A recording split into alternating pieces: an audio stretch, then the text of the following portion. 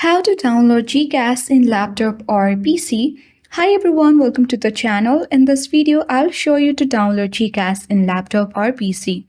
Before proceeding, remember to download and install BlueStacks on your laptop or PC, with the help of which we can download Gcast in our laptop or desktop. Open BlueStacks on your laptop or PC and then click on Google Play at bottom of the screen.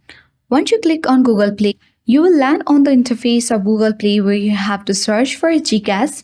On this list of the games, if you find our Gcast application, then that's okay. But if you don't see the Gcast app, then here you will see Open Google Play Store app. You simply need to click on it and then you will get the application of Gcast here. Simply you need to click on install button at top right corner of the screen and wait until it has been downloaded and installed.